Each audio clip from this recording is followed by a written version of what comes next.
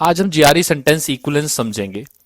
First question जो उसका है that after a long hard practice in summer sun the players were visibly dash. Options देख लेते हैं। ए ऑप्शन है फ्लैगिंग, बी है हेल, सी है लिज्म, D loathsome, E vigorous, F enervated. तो ये 6 ऑप्शन है, आप लोगों को इसमें से 2 ऑप्शन चूज करने हैं। ऑर्डर कुछ भी हो मैटर नहीं करता। अगर आप ए के साथ सी देते हो या सी के साथ ए देते हो तो वो एक ही आंसर माना जाएगा। ठीक है, तो वो दोनों तरीके से आप दे सकते हो, कोई प्रॉब्लम नहीं है। अब कुछ बच्चों के दिमाग में एक और चीज आती है कि क्या मैं इसको तुक्का मार के भी सॉल्व कर सकता हूँ? अगर मैं इसमें तुक्का मारता हूँ तो मेरा कितना परसेंट चांस है कि मैं इसको सॉल्व कर सकता हूँ? तो मैं उनके लिए एक थोड़ा सा अलग से एक डिस्क्रिप्शन देता हूँ कि इस क्वेश्चन के ठीक होने का प्रोबेबिलिटी क्या है। तो जब हम प्रोबेबिलिटी निकालते हैं, पहले हमें नंबर ऑफ वे निकालने होंगे कि कितने तरीके से हम इस क्वेश्चन का आंसर दे सकते हैं। अगर हम उसको एक से डिवाइड करेंगे तो वो क्या हो जाती है, उसकी प्रोबेबिलिटी हो जाता है। तो सबसे पहले स्टार्ट करते हैं, total number of ways we can answer this question. तो सबसे पहले आप समझो कि कितने तरीके से हम इसका आंसर दे सकते हैं। तो अगर हम देखें कि ए का बी के साथ पेयर हो सकता है, ये भी एक आंसर हो सकता है, ए सी, A D, A E, A F. तो अगर ए के ऐसे 5 पेयर हैं तो सिमिलरली बी के भी ऐसे ही 5 पेयर होंगे। तो B, A, C, D, E, F. Okay. Again अगर ये 5 पेयर बी के हैं तो सी के भी सेम होंगे, सी ए, C B, C D, C E, C F.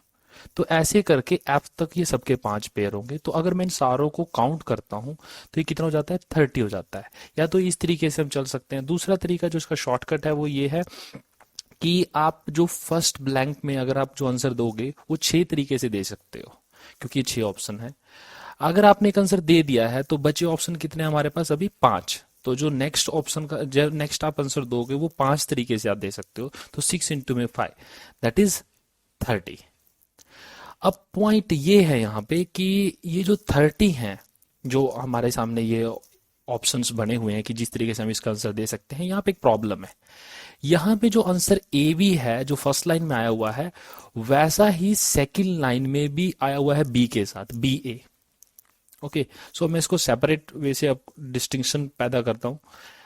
A B is equal to B A C equal to C A D D A E E A F F A. तो ये क्या है, ये 2 बार रिपीट हो रहे हैं हर line के अंदर। ठीक है, तो ए बी और बी ए क्योंकि ये एक ही चीज है, बट जब हम इसको काउंट कर रहे हैं ये डबल काउंट हो रही है। इसका मतलब है 2 से मल्टीप्लाई हो रही है हमारे उसके अंदर। तो हमें उस 2 को खत्म करने के लिए क्या करना होगा, हम इसको क्या करते हैं, 6 × 5 की जो मल्टीप्लिकेशन है इसको 2 से डिवाइड कर देते हैं, दैट इज इक्वल टू 15। अब हमारे पास 15 तरीके से हम इस क्वेश्चन का आंसर दे सकते हैं। So know what is the probability of getting the right answer, that is probability of तुक्का जो मैंने यहाँ पे लिया है, दैट इज इक्वल टू 1/15। तो ये आपका जो प्रोबेबिलिटी है वो क्या आता है कि अगर आप इसमें 15 तुक्के मारोगे तो आपको एक आंसर सही मिलेगा। तो कहने का क्या मतलब हुआ कि जीआरई के अंदर एक एवरेज लेते हैं कि 40 क्वेश्चन होते हैं। सबका सेम प्रोबेबिलिटी तो नहीं है, बट मैं एक नॉर्मल सा आइडिया लगा रहा हूँ कि अगर हम 40 क्वेश्चन लेते हैं और 15 में से अगर एक ठीक हो रहा है तो आप मान के चलो कि 2 या 2.5 नंबर आपका बनता है। अगर आप जीआरई का एग्जाम देने जा रहे हो, अगर आपको नॉलेज नहीं है, अगर आपको कंटेक्चुअली नहीं आइडिया है कि क्या होगा, तो आपकी जो फाइनल जो स्कोर आने वाला है दैट इज 2.5। जो कि अगर मैं उसके स्केल स्कोर के अंदर ऐड करता हूँ तो 140 तो सबको ही मिलता है। सो 140 के अंदर अगर आप 2.5 ऐड करोगे तो 142.5 आपका स्कोर होगा आउट ऑफ 170। सो इसमें तुक्का बिल्कुल नहीं मारना है। ना इस क्वेश्चन को अब अंडरस्टैंड करते हैं कि जो प्लेयर्स हैं एक लॉन्ग और हार्ड प्रैक्टिस, मीनिंग क्या है कि काफ़ी लंबी उन्होंने प्रैक्टिस की और वो काफ़ी हार्ड भी है, और ऊपर से समर टाइम चल रहा है। तो सिचुएशन कैसी होगी, आप खुद सोचो कि आप एक पूरा दिन प्रैक्टिस करके घर पे आते हो तो आपकी क्या सिचुएशन होती है। तो वही सिचुएशन हमें बतानी है कि प्लेयर की जो सिचुएशन है वो कैसी है यहाँ पे। तो फर्स्ट ऑप्शन है फ्लैगिंग।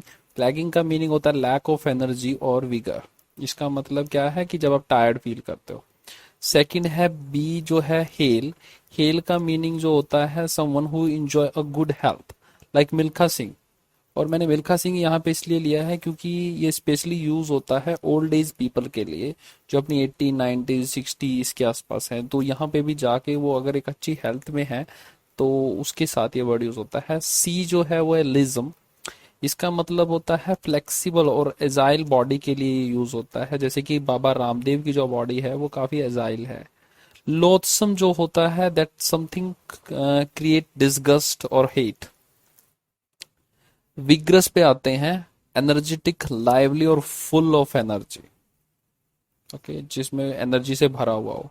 और जो लास्ट है वो है enervated, meaning something that lack in physical or mental vitality. Vitality basically strength और एनर्जी के लिए यूज होता है।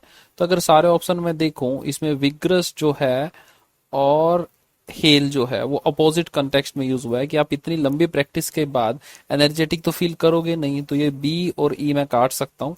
अब बचा है चार ऑप्शन, इसमें से सी जो है उसकी कोई सेंस नहीं है, क्योंकि वो हार्ड और लॉन्ग प्रैक्टिस है। तो उसको आप कैसे कनेक्ट करोगे फ्लेक्सिबिलिटी के साथ, वो कोई सेंस नहीं बनेगा। नेक्स्ट है लोथसम, तो हेट से और डिसगस्ट से रिलेटेड भी यहाँ पे कुछ है नहीं है। तो जो फाइनल आंसर मेरा होगा वो होगा फ्लैगिंग और इनोवेटेड।